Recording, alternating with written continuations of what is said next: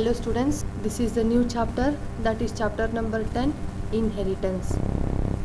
This contains only one question, that to having 5 marks in your annual examination. Okay, let me know what is the meaning of inheritance. It is a very important aspect which is present in your object oriented programming basic concepts. Already classes can be used in several ways. This is basically done by creating a new classes reusing the properties of existing one. New classes means derived classes, existing one means base class. C++ allows the users to create a new class from an existing class. A derived class inherits all features from a base class and it can have additional features of its own. By this, we can define what is the meaning of inheritance. Inheritance is the capability of one class to inherit properties from another class. Here one class is nothing but the derived class, another class is nothing but the base class. The process of generating a new class or derived class by extracting the properties from the existing class, that is base class. Here I will tell what is the meaning of base class as well as what is the meaning of derived class. It is the class whose properties are inherited by another class is called as base class or super class, whose properties are inherited by another class. Another class is nothing but the derived class. Properties are inherited by the another class is nothing but base class. Derived class, it is the class that inherits the properties from the base class. Properties from the base class is called as derived class. It is also called as subclass. And abstract class. Abstract class is one that is not used to create objects.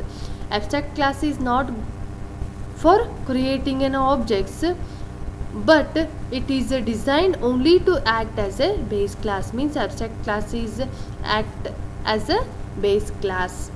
ಇಲ್ಲಿ ನೋಡಿ, inheritance ಅಂತಂದರೆ ಏನು? ಇನ್ಹೆರಿಟನ್ಸ್ನಲ್ಲಿ only one question ಬರುತ್ತೆ, ಅದು 5 marks question ಇರುತ್ತೆ. ಹೌದಾ? ನಾವೀಗ ಏನು ನೋಡ್ತಿದ್ದೀವಿ, ಇನ್ಹೆರಿಟನ್ಸ್ ಅಂದರೆ ಏನು ಅಂಥೇಳಿ ನೋಡ್ತಿದ್ದೀವಿ. ಈಗ ನನಗೊಂದು ಕ್ಲಾಸ್ ಇರುತ್ತೆ, ನಾನು ಆ ಕ್ಲಾಸ್ದಿಂದ ಏನು ಮಾಡಬೇಕು, ಇನ್ನೊಂದು ಕ್ಲಾಸನ್ನು ಡಿರೈವ್ ಮಾಡಬೇಕು. ಹೌದಾ? ಅಂದರೆ ಈಗ ನನಗೆ ಫಾರ್ ಎಕ್ಸಾಂಪಲ್ ಹೇಳ್ತೀನಿ ನೋಡಿ, ಒಂದು ಕ್ಲಾಸ್ ಫಾದರ್ ಅಂತಿರುತ್ತೆ. ನಾನೇನು ಮಾಡಬೇಕು, ಫಾದರ್ ಅನ್ನೋ ಕ್ಲಾಸ್ದಿಂದ ಸನ್ ಅನ್ನೋ ಕ್ಲಾಸನ್ನು ಡಿರೈವ್ ಮಾಡಬೇಕು. ಹೌದಾ? ಯಾಕೆ ಡಿರೈವ್ ಮಾಡಬೇಕು ಸನ್ ಅನ್ನೋ ಕ್ಲಾಸನ್ನು? ಅಂದರೆ ಬಿಹೇವಿಯರ್ಸ್, ಫಾದರ್ನಲ್ಲಿರ್ತಕ್ಕಂಥ ಬಿಹೇವಿಯರ್ಸ್ ಹೆಚ್ಚು ಕಮ್ಮಿ ಸನ್ನಲ್ಲಿರ್ತಕ್ಕಂಥ ಬಿಹೇವಿಯರ್ಸ್ ಎರಡು ಸೇಮ್ ಇರ್ತವೆ. ಬಟ್ ಸನ್ನಲ್ಲಿ ಹೊಸದಾಗಿನೂ ಕೂಡ ಬಿಹೇವಿಯರ್ಸ್ ಬಂದಿರಬಹುದು. ಹೌದಾ? ಅಂದರೆ ಎಕ್ಸಿಸ್ಟಿಂಗ್ ಕ್ಲಾಸ್ ಫಾದರ್ನಲ್ಲಿರ್ತಕ್ಕಂಥ ಬಿಹೇವಿಯರ್ಸ್ ಸನ್ ಕ್ಲಾಸಿಗೂ ಅಂದರೆ ನ್ಯೂ ಕ್ಲಾಸಿಗೂ ನಾವೇನು ಮಾಡ್ಬೋದು, ಇನ್ಹೆರಿಟ್ ಮಾಡ್ಬೋದು ತಾನೆ. ಅಂದರೆ ಅದೇ ರೀತಿಯಾದಂಥ ಬಿಹೇವಿಯರ್ಸ್ ನನಗೆ ಎಲ್ಲಿ ನೋಡ್ತೀನಿ, ಸನ್ ಕ್ಲಾಸ್ನಲ್ಲಿ ನಾನು ನೋಡ್ತೀನಿ. ಹೌದಾ? ಸನ್ ಕ್ಲಾಸ್ನಲ್ಲಿ ನೋಡಿದಾಗ ನಾನು ಏನು ಮಾಡ್ತೀನಿ, ಅದನ್ನು ಫಾದರ್ ಅನ್ನೋ ಕ್ಲಾಸ್ದಿಂದ ಪ್ರಾಪರ್ಟೀಸನ್ನು ಇನ್ಹೆರಿಟ್ ಮಾಡ್ಕೋತೀನಿ. ಹೌದಾ? ಇನ್ಹೆರಿಟ್ ಮಾಡ್ಕೊಂಡಾಗ ನನಗೇನಾಗತ್ತೆ, ಒಂದು ಬೇಸ್ ಕ್ಲಾಸ್ ಆಗುತ್ತೆ, ಒಂದು ಡಿರೈವ್ಡ್ ಕ್ಲಾಸ್ ಆಗುತ್ತೆ.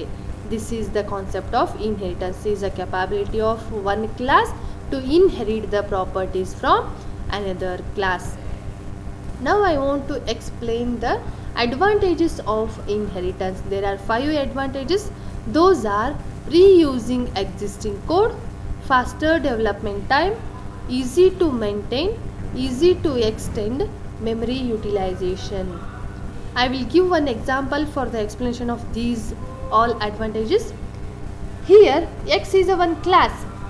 X class is already defined and we need to redefine another class, that is Y, having same properties of X and in addition to its own properties.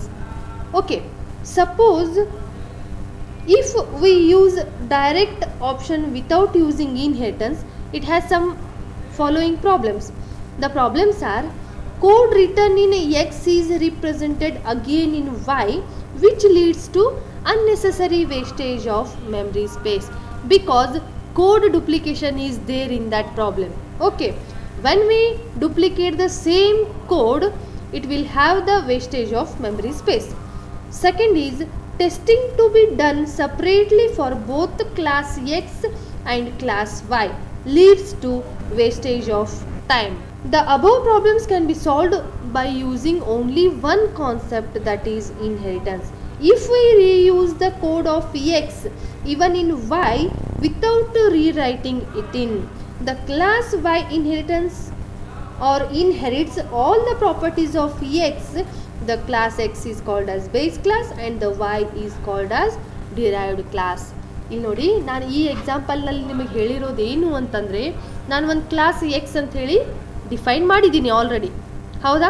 ನಾನು ಏನು ಮಾಡ್ತೀನಿ, ಇನ್ನೊಂದು class Y ಅಂಥೇಳಿ define ಮಾಡ್ತೀನಿ. ಆ ವಾಯ್ನಲ್ಲಿ ನನಗೆ ಎಕ್ಸ್ನಲ್ಲಿರ್ತಕ್ಕಂಥ same properties ಅಂದರೆ behaviours same ಇರ್ತವೆ, ಒಂದಿಷ್ಟು ಹೊಸ ಬಿಹೇವಿಯರ್ಸ್ ಇರ್ತವೆ, ಹೌದಾ? ನಾನು ವಿತೌಟ್ ಯೂಸಿಂಗ್ ಇನ್ಹೆರಿಟೆನ್ಸ್ ಮಾಡಿದೆ ಅಂತಂದಾಗ ನಾನೇನು ಮಾಡಬೇಕು, ಎಕ್ಸ್ ಅನ್ನೋ ಕ್ಲಾಸನ್ನು ಫುಲ್ ಅಂದರೆ ಡಿಫೈನ್ ಮಾಡಬೇಕು, ಮತ್ತು ವಾಯ್ ಅನ್ನೋ ಕ್ಲಾಸನ್ನು ಕೂಡ ಫುಲ್ ಡಿಫೈನ್ ಮಾಡಬೇಕು. ಡಿಫೈನ್ ಮಾಡಬೇಕಾದ ಸಂದರ್ಭದಲ್ಲಿ ಎಕ್ಸ್ನಲ್ಲಿ ಏನಿರುತ್ತೆ ಕೋಡ್, ಅದೇ ಕೋಡ್ ವಾಯ್ನಲ್ಲಿ ಇರುತ್ತೆ, ಹೌದಾ?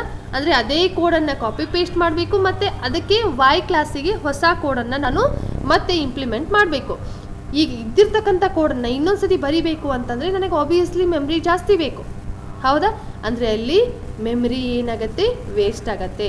ಆಮೇಲೆ ನಾನು ಕಂಪೈಲ್ ಮಾಡಿ ಟೆಸ್ಟ್ ಮಾಡಬೇಕಾದಾಗ ಅದೇ ಕೋಡನ್ನು ಟೂ ಟೈಮ್ಸ್ ಟೆಸ್ಟ್ ಮಾಡಬೇಕಾಗತ್ತೆ. ಅಂದರೆ ಇಲ್ಲಿ ಏನು ನನಗೆ ಎರರ್ಸ್ ಇರ್ತವೆ ಅಂಥೇಳಿ ಟೆಸ್ಟ್ ಮಾಡಬೇಕು, ಮತ್ತು ಅಲ್ಲಿ ಏನು ಎರರ್ಸ್ ಇರ್ತವೆ ಅಂಥೇಳಿ ಟೆಸ್ಟ್ ಮಾಡಬೇಕು. ಬಟ್ ಎರಡರದ್ದು ಕೋಡ್ ಏನಾಗುತ್ತೆ, ನನಗೆ ಒಂದೇ ಇರುತ್ತೆ, ಹೌದಾ? ಅಂದರೆ ಡೆವಲಪ್ಮೆಂಟ್ ಟೈಮ್ ಕೂಡ ನನಗೇನಾಗುತ್ತೆ, ಕಡಿಮೆ ಆಗುತ್ತೆ, ಜಾಸ್ತಿ ಆಗ್ತಾ ಹೋಗುತ್ತೆ, ಹೌದಾ? ಫಾಸ್ಟಾಗಿ ನನಗೇನು ಡೆವಲಪ್ಮೆಂಟ್ ಆಗಲ್ಲ. ಆಮೇಲೆ ಮೇಂಟೈನ್ ಮಾಡೋಕ್ಕೆ ಹೆವಿ ಆಗುತ್ತೆ, ಹೌದಾ? ಯಾಕಂದರೆ ಎರಡು ಡುಪ್ಲಿಕೇಶನ್ ಫೈಲ್ಸನ್ನು ನಾನು ಮೇಂಟೈನ್ ಮಾಡ್ತಾ ಹೋಗಬೇಕು. ಆಮೇಲೆ ನನಗೇನು ಮಾಡೋಕ್ಕಾಗಲ್ಲ, ಎಕ್ಸ್ಟೆಂಡ್ ಮಾಡೋಕ್ಕಾಗಲ್ಲ. ಯಾಕಂದರೆ ಸೇಮ್ ಕೋಡನ್ನು ಬರಿತಾ ಹೋದಾಗ ನನಗೆ ಹೊಸ ಕೋಡ್ ಬಗ್ಗೆ ಕಡಿಮೆ ಟೈಮ್ ತೊಗೊಳುತ್ತೆ, ಹೌದಾ? ಅಂದರೆ ಥಿಂಕ್ ಮಾಡೋಕ್ಕೆ ಕಡಿಮೆ ಟೈಮ್ ತೊಗೊಳುತ್ತೆ ಹೊಸದು ಕೋಡ್ ಬರೆಯೋಕ್ಕೆ. ಅಂದರೆ ನಾನು ಏನು ಮಾಡೋಕ್ಕಾಗಲ್ಲ, ಎಕ್ಸ್ಟೆಂಡ್ ಮಾಡ್ತಾ ಹೋಗೋಕ್ಕೆ ಆಗಲ್ಲ. ಆಮೇಲೆ ಮತ್ತೆ ಮೆಮ್ರಿ ಕೂಡ ನಿಮಗೆ ಸ್ಪೇಸ್ ಉಳಿಯಲ್ಲ ಭಾಳ. ಅದು ಯಾವಾಗ ವಿತೌಟ್ ಯೂಸಿಂಗ್ ಇನ್ಹೆರಿಟೆನ್ಸ್. ಅದನ್ನೇ ನಾನು ವಿತ್ ಯೂಸಿಂಗ್ ಇನ್ಹೆರಿಟೆನ್ಸ್ ಮಾಡಿದಾಗ ಎಕ್ಸಿಸ್ಟಿಂಗ್ ಕೋಡನ್ನು ರೀಯೂಸ್ ಮಾಡ್ಬೋದು. ಅಂದರೆ ಆ ಪ್ರಾಪರ್ಟೀಸ್ ಇರ್ತಕ್ಕಂಥ ಕ್ಲಾಸನ್ನು ನಾನು ಒಂದು ಲೈನ್ ಕೋಡ್ನಲ್ಲಿ ಏನು ಮಾಡ್ಕೋಬೋದು, ಇನ್ಹೆರಿಟ್ ಮಾಡ್ಕೋಬೋದು. ಆಮೇಲೆ ಆ ರೀತಿ ಇನ್ಹೆರಿಟ್ ಮಾಡಿದಾಗ ನನಗೆ ಅದನ್ನು ಡೆವಲಪ್ ಮಾಡೋಕ್ಕೆ ಫಾಸ್ಟ್ ಟೈಮ್ ಆಗುತ್ತೆ. ಯಾಕಂದರೆ ನಾನು ಒಂದು ಲೈನ್ ಬಗ್ಗೆ ನೋಡಬೇಕು ಅಷ್ಟೇ. ಯಾಕಂದರೆ ಸರ್ಟೆನ್ ನಂಬರ್ ಆಫ್ ಕೋಡ್ಸ್ ಇದ್ದಾಗ ನಾನು ಒಂದು ಲೈನಲ್ಲಿರ್ತಕ್ಕಂಥ ಕೋಡನ್ನು ನೋಡೋದಕ್ಕೂ ಜಾಸ್ತಿ ನಂಬರ್ಸ್ ಇರ್ತಕ್ಕಂಥ ಕೋಡನ್ನು ನೋಡೋದಕ್ಕೂ ನನಗೆ ಟೈಮ್ ವೇರಿಯೇಷನ್ ತುಂಬಾ ಆಗುತ್ತೆ, ಹೌದಾ? ಆಮೇಲೆ ನಾನು ಎಷ್ಟು ಸಿಂಪಲ್ ಕೋಡ್ ಬರೀತೀನಿ ಅಷ್ಟನ್ನು ಮೇಂಟೈನ್ ಮಾಡೋಕ್ಕೆ ತುಂಬ ಈಸಿ ಆಗುತ್ತೆ. ಆಮೇಲೆ ನಾನು ಏನು ಮಾಡ್ಬೋದು, ಎಕ್ಸ್ಟೆಂಡ್ ಕೂಡ ಮಾಡ್ಬೋದು, ಅಲ್ಲಿ ಮೆಮ್ರಿನ ಯುಟಿಲೈಸೇಷನ್ ಕೂಡ ಮಾಡ್ಬೋದು. These are the advantages of inheritance. Now I am going to explain how we define a derived class. This is the syntax for defining the derived classes. Class, derived class name, colon, visibility mode, base class name. Class is a keyword.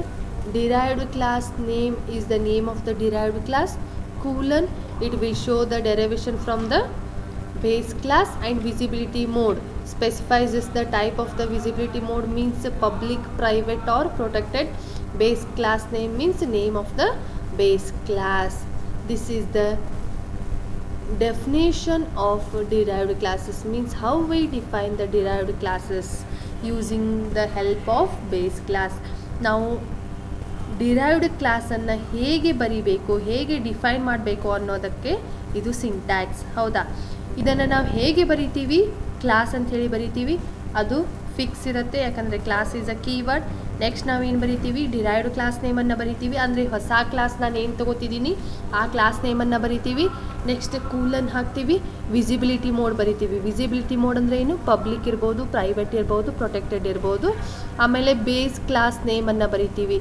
ಅಂದರೆ ಯಾವ ಕ್ಲಾಸ್ದಿಂದ ನಾನು ಕ್ಲಾಸನ್ನು derive ಮಾಡ್ಕೋತಿದ್ದೀನಿ, ಅಂದರೆ ಯಾವುದು base ಕ್ಲಾಸಿಂದ ಯಾವ ಕ್ಲಾಸನ್ನು ಹೊಸ ಕ್ಲಾಸನ್ನು derive ಮಾಡ್ತಿದ್ದೀನಿ ಅದನ್ನು ಡಿರೈವ್ಡ್ ಕ್ಲಾಸ್ ನೇಮ್ನಲ್ಲಿ ಬರೀತೀನಿ, ಆಮೇಲೆ ಬೇಸ್ ಕ್ಲಾಸ್ ನೇಮ್ನಲ್ಲಿ ಬೇಸ್ ಕ್ಲಾಸ್ ನೇಮನ್ನು ಬರೀತೀನಿ. ಹೌದಾ?